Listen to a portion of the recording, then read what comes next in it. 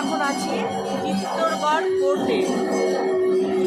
মানে এত সুন্দর লাগছে দেখতে, আর চারিদিকে কুয়াশা, ভিডিও ভালো হচ্ছে না, এত কুয়াশা চারিদিকে, সুন্দর লাগছে দেখতে।